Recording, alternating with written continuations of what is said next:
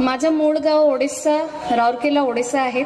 तर माझं UPSC झाल्यानंतर जेव्हा माझी सिलेक्शन IAS मध्ये झाली तेव्हा माझं पोस्टिंग महाराष्ट्रामध्ये झालं.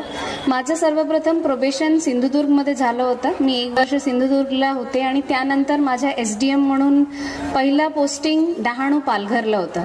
हे दोन्ही ठिकाण कोकण जवळ आहेत. तिथे खूप सुंदर रम्य असा सुंदरता आहेत आणि तिथे समुद्र आहे. तर ते खूप चांगला अनुभव होता माझ्यासाठी कोकणामध्ये कामं करताना.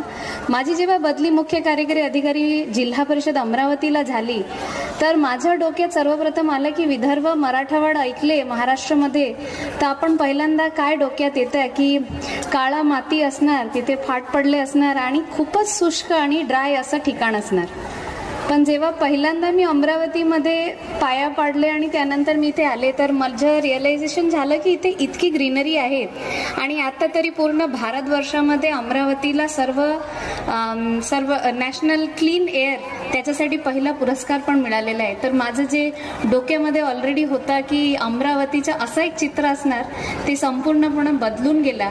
आणि इथे आल्यानंतर जेव्हा संत तुकडोजी महाराज, संत गाडगेबाबा महाराज ह्यांच्या विषयानं मी अभ्यास केले तर मला माहिती पडलं की किती पुण्यभूमीला मला सेवा करण्याची संधी मिळालेली आहे आणि हे माझं भाग्य आहे की मी इतकी पुण्यभूमीला आज सेवा देत आहे.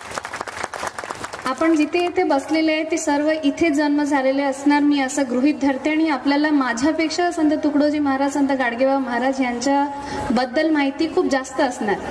तर मी त्याचं काही व्याख्यान नाही देणार, पण त्यांच्या आयुष्यभरात जे मूळ जे अभ्यास होता, त्यांचे जे मूळ जे धर्म होते ज्यामध्ये संत गाडगेबाबांनी कामं केले, फक्त त्याबद्दल मी आपल्या सर्वांना एकदा परत आठवण करून द्यायची माझी इच्छा आहे. आणि आपण हे सर्व बोलताना, व्याख्यान देताना, ऐकताना त्याच्या अनुसरण स्वतःच्या जीवनात करत नाही ते माझ्या लक्षात वारंवार येते.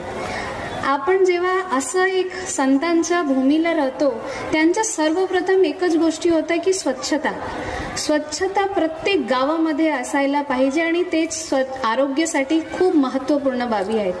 पण मी खूप खेदाने सांगते की मी जेव्हा कुठल्या गावामध्ये 80% गावामध्ये माझ्या भेटी होते जिल्हा परिषदमध्ये, जेव्हा माझा दैनंदिन दौरा असते गावामध्ये अस्वच्छता पूर्णपणे मला दिसून येते. आजकाल लोकांचं मध्ये झालेलं आहे की मी माझ्या घराचं झाडू मारून घेते, बागी कचरा काढून जवळचा घर आहे की जवळच्या ठिकाणी जिथे खाली आहे तिथे टाकून देते. शेणखताच्या ढिगारे लोकांच्या जवळच होता, तिथे माझी जिल्हा परिषदेची शाळा होती. तर मी ते आईंना विचारायला लागले, आई तू माझ्या शाळेच्या समोर कशासाठी शेणखत टाकलेली आहे? बोलते इथे जवळ